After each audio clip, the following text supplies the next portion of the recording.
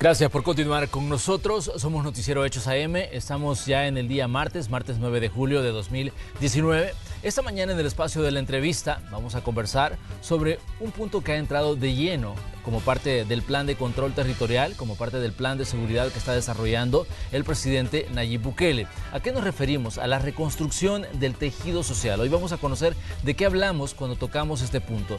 De hecho, pues hay una cantidad de elementos que están en debate, hay una cantidad de elementos que están en desarrollo en diferentes comunidades y hoy lo vamos a conocer. Pero pongamos algunos hechos en contexto y luego saludamos a nuestro invitado de esta mañana.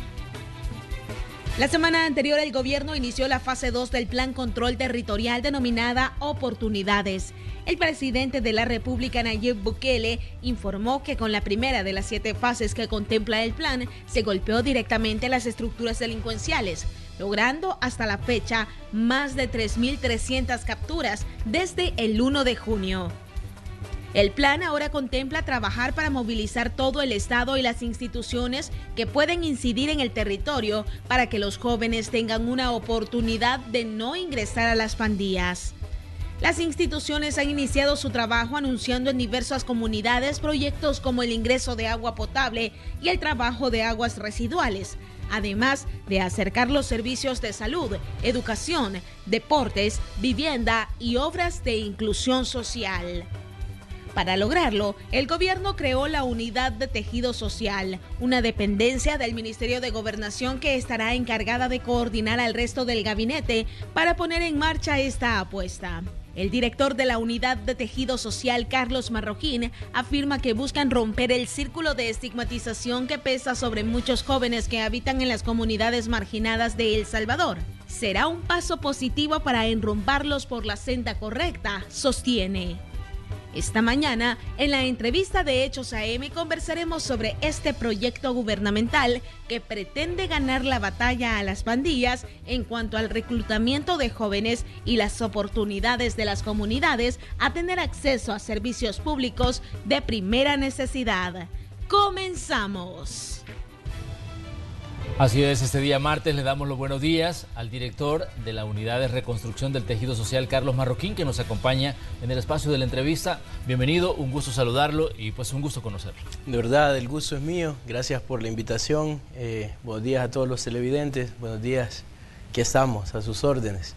¿Cuál es en sí la misión que le ha dado a usted el presidente Nayib Bukele y también el equipo de trabajo de él? Digamos que ahora usted forma parte de este equipo.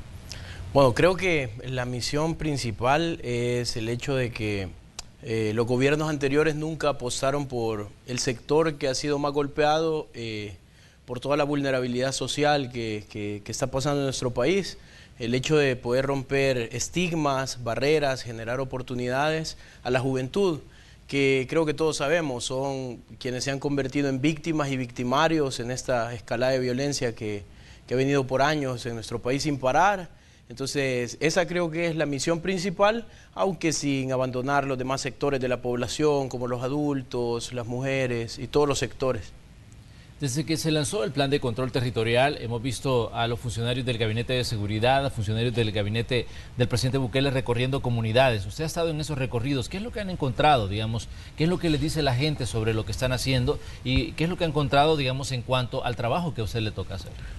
Bueno, creo que lo primero que te vas a encontrar a las comunidades y barrios de nuestro país es frustración, mucha frustración por el mismo abandono que se ha hecho de nuestro pueblo, sobre todo estos lugares que son altamente estigmatizados y a donde nadie quiere llegar. Una de las funciones de la unidad es ese hecho, el poder acercar a los funcionarios públicos a estos lugares. Fíjate que nos hemos topado que hay comunidades donde nos dicen, bueno, acá desde nuestra existencia hace más de 70 años, nunca había venido un funcionario, nunca se había acercado nadie. Entonces, creo que lo primero es el hecho de que nos hemos encontrado frustración, pero a la vez nos hemos encontrado mucha esperanza. Creo que todos los sectores o los lugares a donde nos hemos acercado tienen muchas ganas, mucho ánimo, han recuperado esa energía para poder transformarse desde su corazón, desde su entorno, con el acompañamiento del gobierno central y claro, la intención es que nos acompañen todos los sectores de la población, tanto empresa privada y otros sectores. Pero es bonito esa parte, poderte encontrar esperanza, porque eso creo que es lo que nos inyecta fuerza a nosotros como nuevos funcionarios de este gobierno y le inyecta la misma fuerza y energía a las comunidades. Ahora bien, Carlos, pero hay un aspecto importante. Quizás si revisamos, digamos, las comunidades grandes, si revisamos los municipios más poblados de El Salvador, encontramos situaciones que son muy reales y que la gente las conoce muy bien. Dentro de las colonias, por ejemplo, en Soyapango, hay un grupo de gente que lo único que quiere es vivir tranquilo en su comunidad, lo único que quiere es criar a sus hijos sin el temor de que cuando van a la escuela pues les pase algo, sin el temor de que una pandilla los vaya a reclutar. Pero también hay otro grupo de población que se ha acostumbrado a vivir del accionar de las pandillas, porque mucha gente dice, en la colonia donde yo vivo, pues la mayoría de gente no tiene problemas, pero hay un grupo, dice, que está en cierta parte de la colonia, que ellos son los que buscan controlar territorio, son ellos los que extorsionan, son ellos los que generan temor, son ellos los que obligan a la gente a, digamos, a veces hasta cerrar sus colonias para tener un mayor control de la zona y saber quién entra o quién sale de una comunidad. ¿Con quiénes esperan ustedes trabajar? ¿Con la gente, digamos, que está asediada por las pandillas o con las pandillas que están ahí viviendo en esas comunidades? Bueno, hay que entender primero que el fenómeno de las pandillas es un tema estructural, que no se trata como lo trataron los antiguos gobiernos, sobre todo con un tema represivo, porque cuando reprimís no sabes también a quién te vas a llevar en todo ese círculo de represión, te vas a llevar a gente que es inocente, a jóvenes que son talentos y que son positivos en las comunidades y barrios. Creo que también el tema o el fenómeno de las pandillas no solo le corresponde al Estado, sino que le corresponde a todas las instancias el hecho de poder atenderlo para que esto merme. Una de nuestras funciones, y creo que esto es básico y fundamental, justamente por eso es que han sido 2 fases las que se lanzaron en este momento. La fase 1, que tiene que ver con toda la persecución del delito, la persecución de estos grupos que están al margen de la ley y que justamente le están haciendo daño no solo a los sectores empresariales, sino le están haciendo daño a los sectores más pobres y vulnerables de nuestro país. Y el tema de poder acompañar con una estrategia de prevención de la violencia, tanto trabajando con las fases 1 de prevención de la violencia y como prevención de la violencia secundaria, primaria y secundaria, por el hecho de que hay muchos chicos que están en estas comunidades y barrios que no les va a cambiar su vida yéndoles a pegar un balazo o acabando con ellos. Hay muchos chicos que están en estas comunidades y barrios, tanto hombres y mujeres, que lo que están esperando es una oportunidad, alguien que les abra una oportunidad académica, por ejemplo, con el tema de becas. Es bien triste llegar, por ejemplo, a una comunidad y te das cuenta que no tienen servicio absolutamente de nada. No tienen ni siquiera agua potable, no tienen aguas negras, no tienen ni siquiera una escuela cerca, no tienen, juegan prácticamente en potreros, ocupando un poco el léxico deportivo que usan los argentinos, o sea, un pedazo de tierra. Entonces, decime cómo le vas a generar una oportunidad a un chico en ese estado de vulnerabilidad que el mismo abandono que han hecho los gobiernos les ha sometido. Entonces, por eso te digo, el problema de las pandillas es un tema estructural, se va a trabajar dentro de estas 2 fases y la fase que a nosotros nos corresponde es todo el tema de prevención de la violencia, irle a generar oportunidades a aquellos jóvenes, hombres y mujeres que probablemente ven como única alternativa a la pandilla porque nunca nadie le llegó a generar algo más. Entonces nuestra intención o nuestro trabajo más fuerte y lo que intentamos hacer no solo por meses, sino porque eso pasa, pues, que llegan muchos proyectos pero solo duran 1 mes, 3 meses. Entonces la intención del Estado es estar de forma permanente en estos lugares para generarle a estos jóvenes esas oportunidades. Pero hay una serie de elementos también que son muy reales y que están ahí dentro de esas comunidades.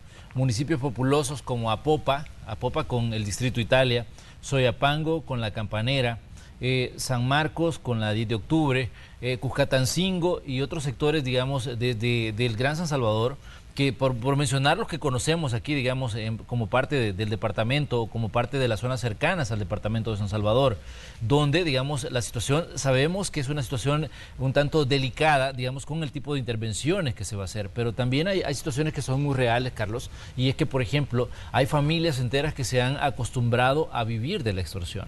y que, digamos, son personas que saben de que sus hijos están delinquiendo. Hay madres que saben que sus hijos están delinquiendo, porque nosotros lo hemos visto en el trabajo periodístico que hemos hecho, por ejemplo, cuando hemos visto en los tribunales, cuando esta gente ya está detenida y es llevada, las madres saben que sus hijos están cometiendo algo que está fuera de la ley, pero hasta cierto punto ellos dicen es la única forma que nos queda, digamos, de obtener fondos. Pero vemos que las pandillas, desde que comenzaron allá a principios de los 90 a lo que estamos hoy en 2019, ha habido hasta cierto punto una mutación donde vemos que tal vez ya no son, digamos, pocos recursos los que manejan, sino que son millones de dólares los que están, digamos, en juego a través de delitos como la extorsión. ¿Cómo, digamos, enfrentar este problema cuando hay gente que ya está acostumbrada a vivir de delitos como la extorsión? Bueno, hay que aterrizar algo. Esa es la parte que le corresponde al Ministerio de Justicia y Seguridad. Claro. Esa es la fase 1, la persecución del delito. O sea, el gobierno no va a ser como los antiguos gobiernos que taparon toda la corrupción, todo el tema de delitos. En esta parte no. Entonces, a la fase 1 le corresponde justamente trabajar y atacar y golpear todo este tema que sabemos que está haciendo daño. Luego viene nuestra parte y nuestra función. Y qué bueno que mencionas todos estos lugares, porque fíjate que por lo menos el Distrito Italia, que está ubicado en Tonacatepeque, yo trabajé aproximadamente 2 años y fue un proyecto de reinserción y rehabilitación. Sí. Y fue muy bueno. O sea, estos proyectos tienen éxito de verdad cuando son trabajados de forma transparente y de forma organizada con los demás sectores de la población. En ese entonces yo no era funcionario público, mi trabajo era a través de una ONG que trabajaba con las iglesias de ese lugar. Por eso te digo que existe una enorme importancia que todos los sectores de la población se sumen a esta estrategia para que de verdad las cosas se puedan dar a cabo. Para aterrizar tu pregunta, bueno, el Ministerio de Justicia y Seguridad está haciendo su trabajo. En aproximadamente un mes se han dado golpes muy fuertes, muy serios, al punto que ayer anunciaba el presidente, lo colocó en su Twitter, que solo hubieron 2 homicidios. Que sea razón porque funcionan los proyectos, bueno, hay que dar el beneficio de la duda, y creo que es algo que a la población le va a ayudar mucho el hecho de ir creyendo en todo esto, porque si no crees, es mentira, las cosas no suceden. Le preguntaba todo esto, Carlos, porque definitivamente la prevención, digamos, es un elemento importante de todo proyecto que implique luchar contra la criminalidad. Pero lastimosamente, pues hay mucha gente que nos está sintonizando en este momento, que ellos no creen, digamos, de lleno en que se pueda recuperar a gente que está metida ahí en pandillas. Porque, digamos, tal vez hay gente que se puede evitar que muchos niños ingresen a estas estructuras, pero si le preguntamos a los ciudadanos, ¿usted considera que se puede sacar a pandilleros de estos grupos y rehabilitarlos? Le apuesto que mucha gente en las comunidades se los dice a ustedes directamente que ellos no creen en esto porque consideran que hay gente que ya tiene sobre sus espaldas homicidios, que ya tiene sobre sus espaldas extorsiones, que tiene sobre sus espaldas tráfico de drogas y que, digamos, es gente que ya está acostumbrada a vivir como parte, digamos, de ese mundillo de violencia y delincuencia. Bueno, pero el punto es que es como cualquier tema, tiene una opinión positiva, tiene otra opinión negativa. Lo que hay que ver siempre es que no somos jueces de nadie, al menos nosotros. Claro. Creo que tú y yo nos hemos equivocado en algunas facetas de nuestra vida, pero lo importante es reconocer y salir adelante. Yo ponía un ejemplo el día de ayer y quiero retomarlo porque, sobre todo porque somos una sociedad bastante cristiana y claro, creemos mucho en todo eso. Entonces, a Jesús le llevaron una mujer que fue encontrada en un acto de adulterio y le decían, mira, acusala, acusala. Al final querían como buscar acusarlo a él y hacerlo caer en una trampa. Pero él dijo algo, el que esté libre de pecado, que tire su primera piedra. Creo que muchos van a decir, bueno, pero mira, ellos matan, yo no mato, ellos extorsionan, yo no extorsiono. El punto, a lo que yo quiero llevarte es, yo no te puedo dar acá un fundamento legal, porque ellos lo que tienen que ir a enfrentar son a jueces. Yo no soy juez, yo lo que estoy haciendo nada más es trabajar un tema de prevención de la violencia a alta escala, para tratar de aterrizar las bases y fundamentar bases en este país para la próxima generación, para tus hijos, para mis hijos, para nuestros nietos, y que haya un mejor país. O sea, creo que todo lo que estamos viviendo ahora ha sido el mal manejo justamente de estos temas. Y y nadie quiso hacer nada y todos lo escondieron y le pusieron una manta encima y lo dejaron por ahí. Cuando ya las cosas se salieron de la mano, quisieron aterrizarlo y ahí vinieron planes manos duras, super manos duras. Pero hoy se le va a dar un manejo integral a esta situación. Pero hay un punto importante y es, digamos, la radicalización a la que se ha llevado al ciudadano igual. Porque como usted decía, Carlos, no se intervino cuando el problema estaba comenzando y se dejó crecer y se dejó mutar y se dejó llegar a los niveles que ha llegado. Hemos visto pandilleros que asesinan a trabajadores cuando estaban allá en la zona de Opico, que mataron a 11 trabajadores. Hemos visto gente capaz de quemar un bus con un montón de gente dentro, lo que pasó en el municipio de Mexicanos. Claro. Y hemos visto pues situaciones en las que todo el mundo dice, pues queda asombrado, digamos, de la capacidad de llegar, digamos, a matar a otro ciudadano por el simple hecho de estar en un lugar que no le corresponde o porque consideran que es su territorio ocupado por una estructura o por otra. Pero, como decía usted, somos una sociedad hasta cierto punto muy religiosa, pero a la vez muy radicalizada, sí. Porque mucha gente cree que la única forma de acabar con el tema de las pandillas es matándolos. Y eso me imagino que es uno de los estigmas contra los que ustedes tienen que luchar.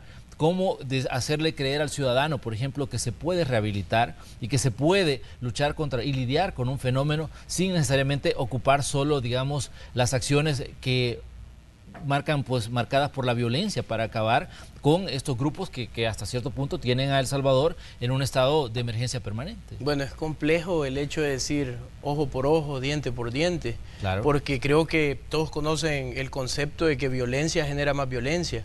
Y si nos seguimos desangrando entre salvadoreños, nos vamos a acabar nuestro país, no le vamos a dejar nada bueno a nuestros hijos, porque lo que generás matando a alguien es venganza. Alguien de su entorno, de su círculo, va a querer venganza. ¿Y qué es lo que va a pasar? Comienza esa rueda sin parar, ese círculo vicioso, y no vamos a detener esto. Entonces, yo creo que hay estrategias, hay procesos que seguir, hay planes. Mucha gente ha señalado, por ejemplo, el hecho de que este es un plan de seguridad que no tiene fundamento, o qué es lo que pretende el presidente. Bueno, se ha ido primero haciendo la persecución del delito, hoy se está haciendo un tema de prevención de la violencia, llegará en su momento el tema de rehabilitación y reinserción, y creo que ese va a ser el punto máximo a donde todos vamos a poder vertir la opinión de si funciona o no funciona. Pero mientras no se haya aprobado, creo que ni tú ni yo podemos vertir una opinión al respecto porque no se ha aprobado. Entonces hay que esperar, creo, los tiempos, los momentos. El gobierno tiene apenas un mes y días, hemos iniciado, y lo que queremos, como te dije en un principio, eso es también lo que le expreso a toda la población, el hecho de sentar las bases, sentar un precedente y trabajar el problema de forma integral, como nunca se ha atendido, como nunca se ha trabajado. Nos hemos llegado a topar comunidades a donde justamente, como tú dices, tienen ese estigma y allí no se puede ir, no se puede trabajar.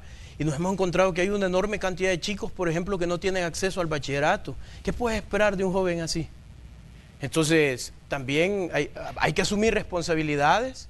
Hay que asumir responsabilidades tanto del gobierno central, de la empresa privada, los medios de comunicación que juegan un papel vital e importante en esto, las iglesias y la sociedad misma.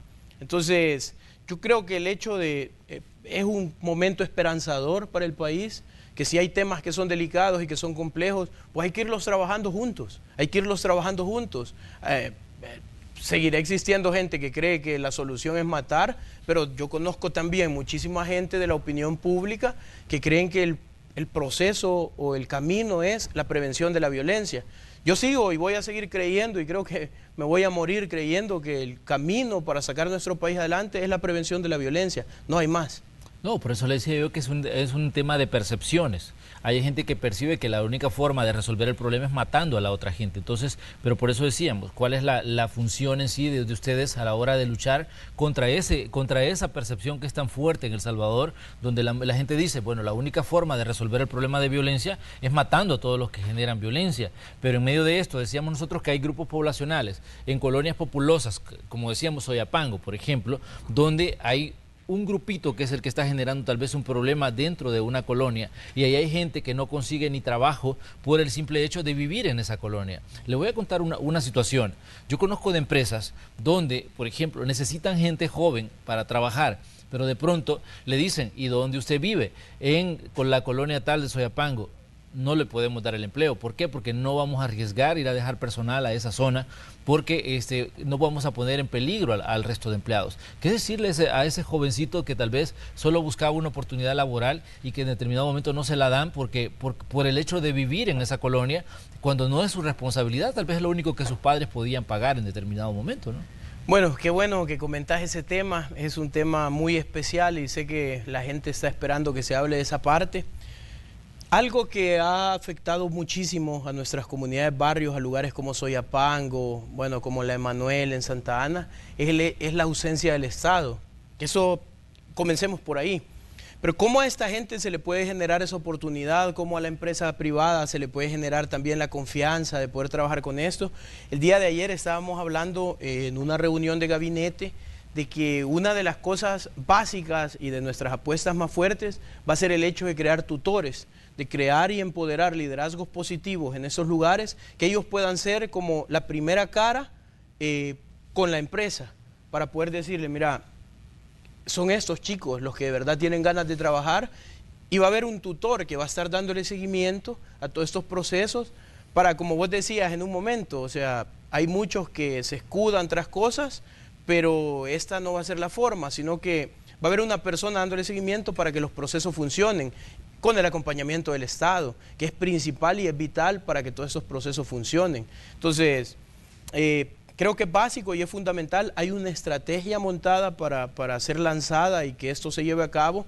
Hay, por ejemplo, está a punto CIFCO, se está preparando, se está generando todo el espacio y todo, para convertirse en una universidad donde podamos tecnificar, pero no en el tema, por ejemplo, que te piden todas las comunidades, como mira, enséñame a ser panadero y tenés 30 panaderías en la comunidad. Entonces hay que generar una estrategia también de mercado para que le pueda funcionar a la población, que se puedan tecnificar en temas, por ejemplo, tecnología, programación, otro tipo. Hablaba ayer, por ejemplo, con el secretario de Innovación, y para 2021 le va a hacer falta al mundo más de 1.500.000 programadores. Entonces hay un mercado abierto y esperando para que nuestros jóvenes puedan formar parte. Creo que es parte fundamental, te estoy dando parte de la estrategia acá, de cómo se puede dar acompañamiento a esta gente.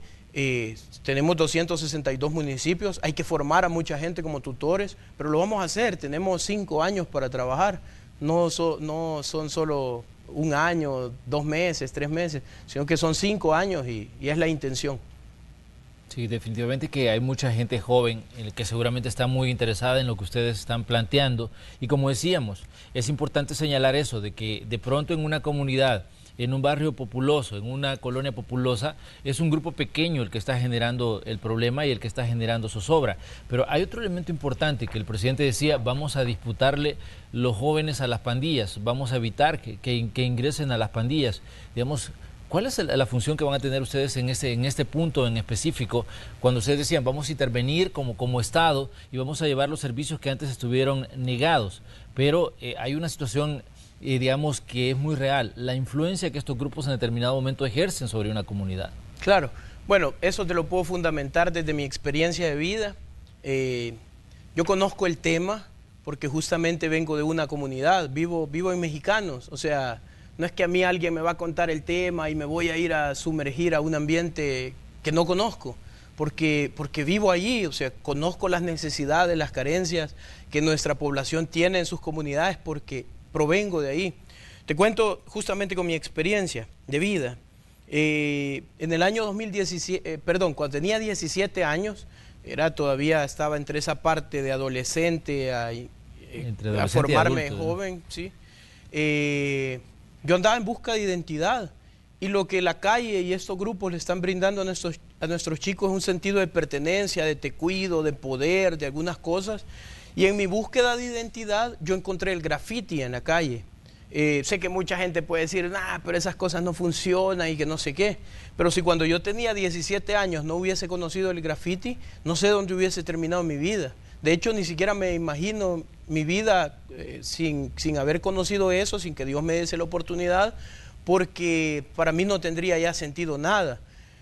Conocí el graffiti y luego el mismo graffiti por ser un elemento del hip hop, que el hip hop a nivel mundial es una de las estrategias de resolución alterna de conflictos más grandes que existen. De hecho, nació así en el Bronx.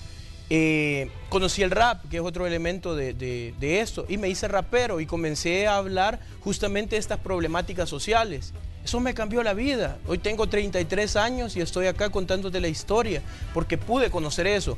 ¿Qué es entonces lo que hay que generarle a nuestros jóvenes? ¿Cuál es la forma de disputarle a todo este grupo enorme de miles de jóvenes que tenemos en nuestro país? Creo que hasta se puede decir millones. Tener una estrategia de verdad fundamentada y darles oportunidades distintas. Si a un chico le das una oportunidad académica, créeme lo que no va a buscar las pandillas. Sobre todo, si le das una oportunidad laboral, no va a buscar formar parte de las pandillas. La pandilla se ha convertido en ese refugio a todos estos jóvenes que no tienen una oportunidad, que nuestra sociedad no ha encontrado hacer algo más. Llegan hasta 9º grado y ¿qué hay más de acá? Bueno, la pandilla. Entonces, esa es la forma en que nosotros vamos a pelear, como dice el presidente, con arte, con cultura, con salud, con educación, con tecnificando jóvenes en una universidad que el Estado va a crear, con becas. Es la forma, yo no encuentro otra forma. Así la misma vida, Dios peleó mi vida y acá estoy contándote el cuento. Muy bien, vamos a hacer una pequeña pausa comercial. Le invitamos a ustedes a que sigan con nosotros. Hoy nos visita Carlos Marroquín, el director de la Unidad de Reconstrucción del Tejido Social. Tenemos más preguntas para él después de la pausa.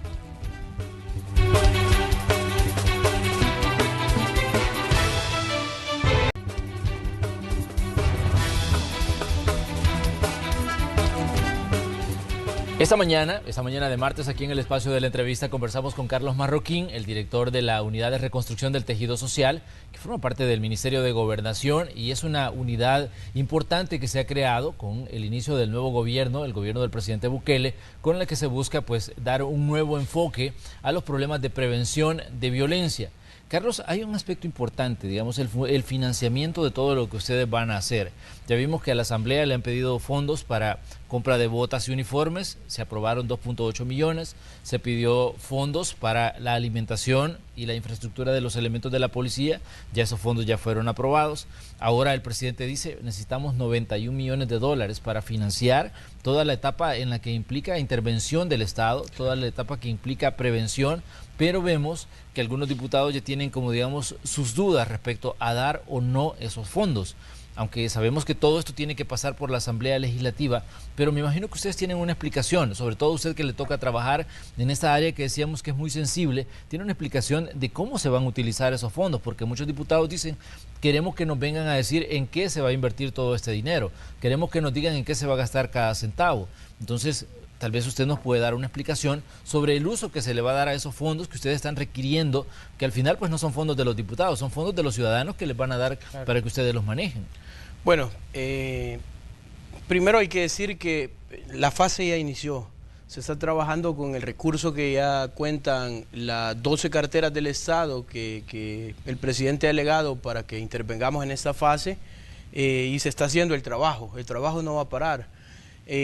Luego viene el tema de la solicitud de los recursos, que ya sé que tuvo mucho cuestionamiento, pero yo hice una invitación, de hecho se la hice a través de cámaras de Canal 12 en la comunidad Peralta del Distrito 6, el hecho de poder decirle a los diputados que vayan a ver la realidad de la gente, que entren, que comiencen a caminar el territorio para que se den cuenta cuántos recursos hace falta ahí. Justamente el recurso va encaminado en esta estrategia, en la estrategia de tratar de a la gente. ¿Cómo se rompe el tejido social? Bueno, el tejido social en nuestras comunidades y barrios en nuestro país se rompe por la carencia que existe de algún recurso que permita que la gente pueda vivir en paz y pueda estar tranquila con su entorno. Entonces, nos hemos llegado a topar a comunidades y barrios a donde hacen falta 4, 5, 6 recursos que son básicos para la ciudadanía. Entonces el recurso va a ir encaminado en eso, en tratar de suplir eso para que de verdad comencemos, aunque sea de forma paulatina, pues, pero hacerlo como nunca se ha hecho, la reconstrucción del tejido social en esos lugares. El recurso va enfocado ahí, vamos a tratar de que ese recurso llegue a la gente, de verdad, para suplir todo eso. El día domingo hice un recorrido a comunidades, a cantones y caseríos del Congo y de Santa Ana para movernos en la zona occidental, y estuve en una comunidad de Santa Ana, municipio cabecera, que se llama Castro Villafañe. Es conocida en Santa Ana como el Callejón del Diablo. Bueno, uno la visita y lo que yo me fui a topar con los jóvenes que nos estaban haciendo el recorrido para enseñarnos cuáles eran las necesidades de toda la población en el lugar es: 1, que no cuentan con agua potable; 2, no tienen aguas negras; 3, no tienen servicio de energía eléctrica; 4, no tienen ningún espacio de esparcimiento o recreación para niños, adolescentes y jóvenes; 5, no cuentan con ningún proyecto o proceso que pueda involucrar a la juventud para poder organizarla en cosas que sean positivas y en pro de su misma comunidad de barrio. Me voy a topar que no tienen nada. O sea, solo existen porque sufrieron desastres naturales a la orilla de quebradas y todo eso, y una administración pasada llegó y los puso en ese lugar. No saben ni siquiera de quién son los terrenos, no tienen esa seguridad que tú puedes llegar a tener de saber que la casa donde vives es tuya, o sea, es tu propiedad. No le puedes dar ni siquiera ese arraigo a la gente porque no existe. Entonces, el recurso va encaminado en eso, en tratar de favorecerles a ellos, no como un discurso político, como siempre se ha hecho, de que vamos a estar con los menos, sino que con acciones reales. Entonces, por eso la invitación siempre, y la hago de nuevo a la Asamblea Legislativa, a los diputados, que de verdad vayan al territorio, vean la realidad que están atravesando nuestra gente, nuestra población, nuestro país, para que se den cuenta para qué va a ser utilizado ese recurso. ¿Qué tan responsable ha sido el Estado, digamos, en la situación que vive El Salvador en cuanto a criminalidad? Porque si hablamos de la parte represiva, hay estudios que han hecho, por ejemplo, la investigadora Yaneta Aguilar, donde dice por qué han fallado los planes del mano dura, por la mano super dura y todas las manos que se aplicaron en determinado momento, y hubo una falla, digamos, en la parte represiva, pero también hubo una falla en la parte preventiva. ¿Qué tan responsable ha sido el Estado, digamos, de esas fallas en la parte preventiva, sobre todo en el trabajo que tendrían que hacer o que haber hecho con los sectores más grandes de El Salvador, que es la gente que menos tiene, ¿no? Irresponsable, totalmente irresponsable. Bueno, en años anteriores la instancia, porque le corresponde atender el tema, ha sido el Ministerio de Justicia y Seguridad. Y del 100% de inversión en temas de seguridad pública y ciudadana, el Estado solo hacía una inversión en temas de prevención de la violencia de aproximadamente el 3%. Decime, si haciendo una inversión del 3% en nuestro país, o sea, a nivel nacional, 262 municipios, 14 departamentos, vas a obtener algún resultado. Eso es ser irresponsable. 3% del presupuesto de seguridad. Sí, correcto. Eso es ser irresponsable. O sea, de verdad, eso es ser irresponsable con la ciudadanía y con una estrategia. No podés estar enfocando todo a represión.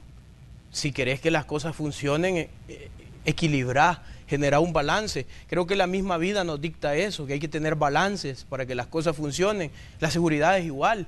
Si no existe un balance en el tema que se hace de inversión de esto, es mentira, no va a funcionar. Por eso, justamente, aquí encontrás un nuevo liderazgo en el presidente Nayib Bukele, donde dice que esta estrategia de la fase 2 es una de las estrategias que debe ser permanentes, que debe mantenerse en el tiempo, porque es la atención de verdad a las comunidades y barrios más necesitados y más vulnerables, y sobre todo a donde existe ese mayor cúmulo de jóvenes que pueden ser reclutados a las pandillas. Pero ¿qué pasa cuando el tema de la prevención y el tema del trabajo que ustedes pueden hacer entra, digamos, al campo de la politización? Estamos a las puertas de una elección municipal y legislativa. Exactamente faltan aproximadamente 20 meses para que El Salvador entre de lleno a esa etapa de un proceso electoral.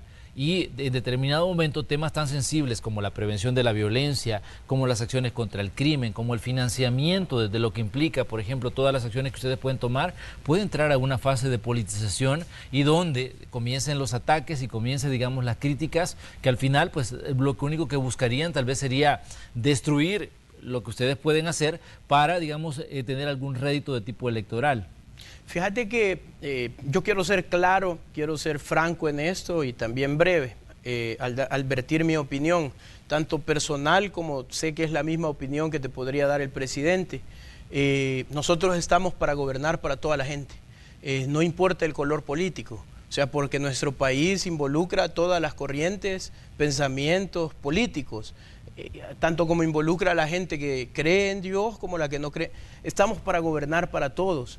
La seguridad no es un tema político partidario, aunque se ha utilizado y se ha manejado de esa forma, pero nuestra estrategia no es manejarlo así, nuestra estrategia es manejarlo de verdad para la gente. Al final, mira, quien toma la decisión, lo demostraron en estas elecciones, de si has hecho las cosas bien o si no las estás haciendo bien, es el pueblo y es la gente. Entonces, no quiero, o sea, acabamos de llegar al gobierno, pues, como para estar hablando del 2021, que aunque es cierto, está pero casi que... Está muy cerca. Sí, Carlos. sí, pero nosotros no estamos acá para hacer política partidaria, estamos para generar políticas públicas para la gente, para gobernar para la gente y para tratar de que las cosas, de verdad, el mayor beneficiado sea el pueblo salvadoreño y no un partido político. Ahora bien, ¿considera ustedes que están, digamos, a tiempo para arrebatar a muchos jóvenes que pueden en determinado momento estar en riesgo de ingresar a una pandilla?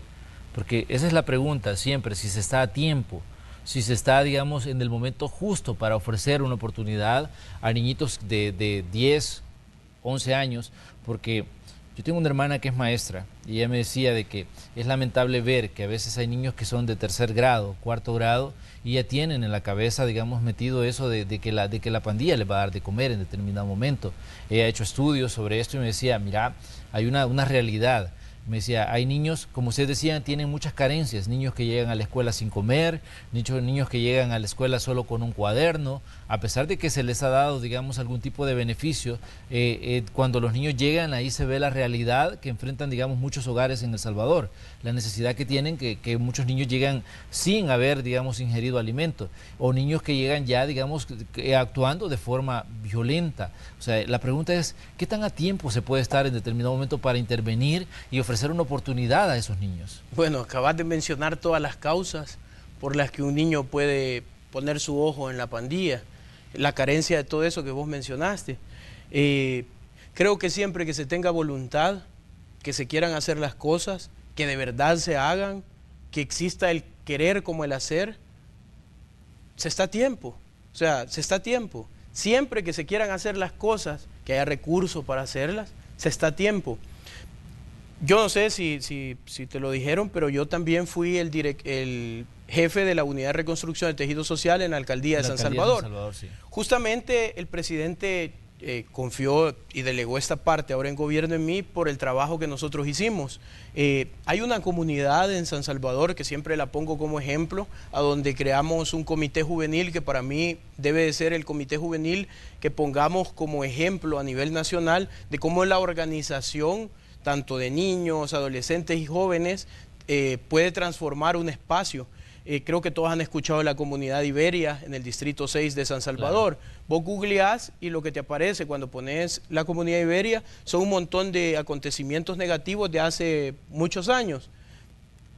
Pero cuando aterrizamos como gobierno local, como alcaldía de San Salvador, comenzamos a hacer una intervención fuerte porque el presidente quería que tomáramos 2 lugares como modelos de intervención, de transformación, para poder fundamentar la estrategia, porque si no tenés algo para mostrar, mira, estas son las estadísticas, se hizo así, esta es la estrategia, es mentira, nadie te va a creer, pero entonces sí existe, por ejemplo, este tema que es tangible.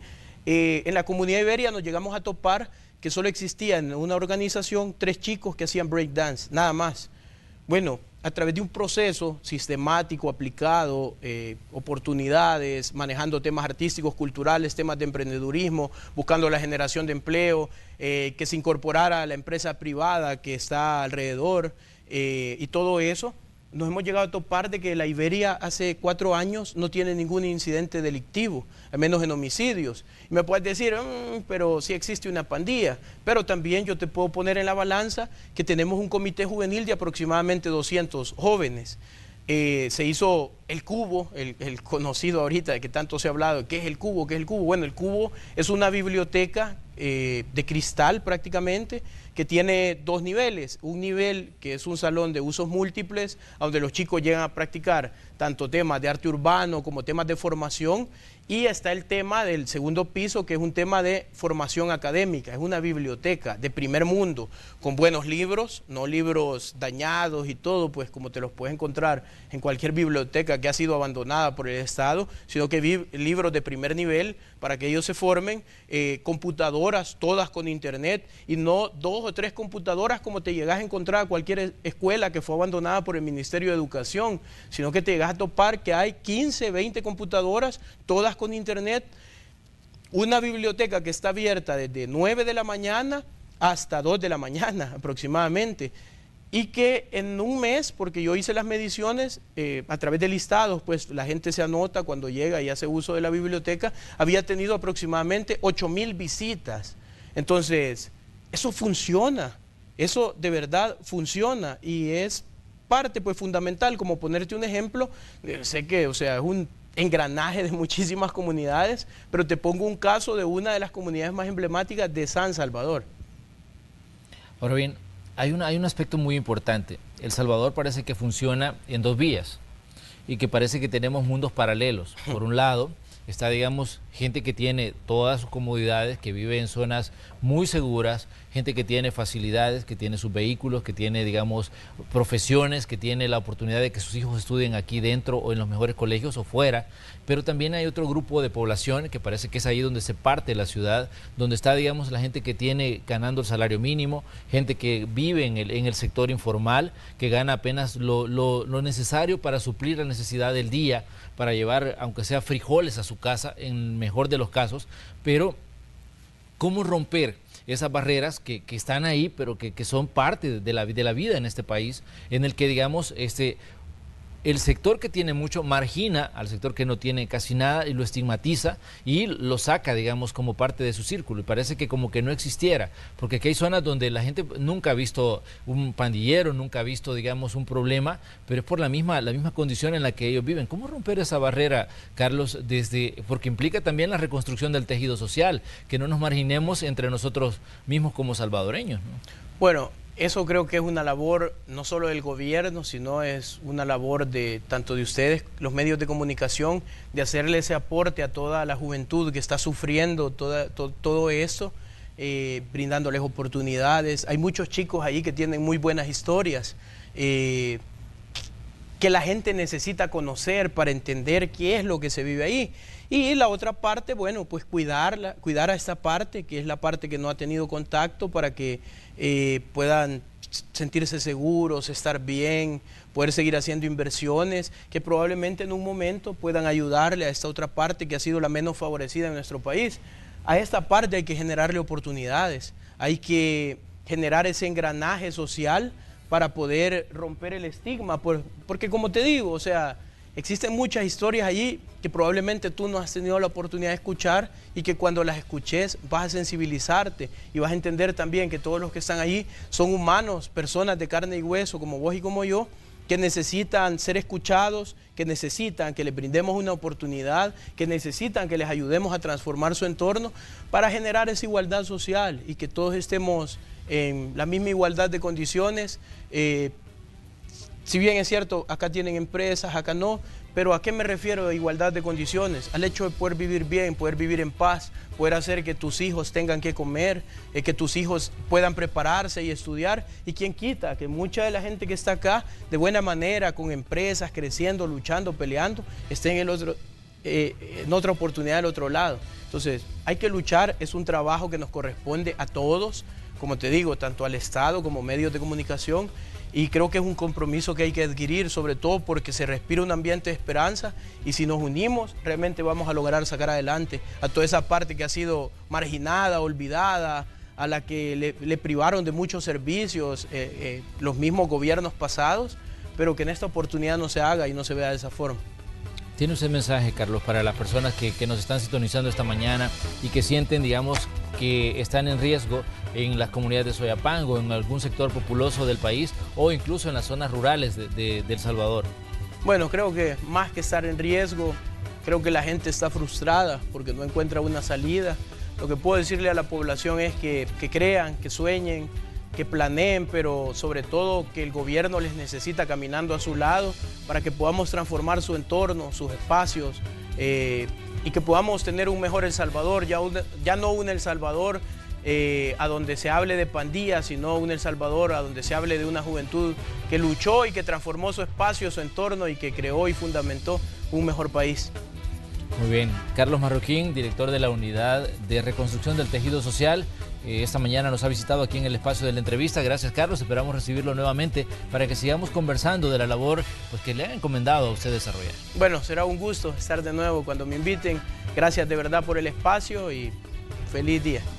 Igualmente, les deseamos a ustedes que tengan un feliz día y que sigan informándose con Noticiero Hecho. Vamos a ir a la pausa. Cuando regresemos tenemos más datos sobre el tráfico, también información sobre el clima y también otros temas que están en desarrollo en esta mañana.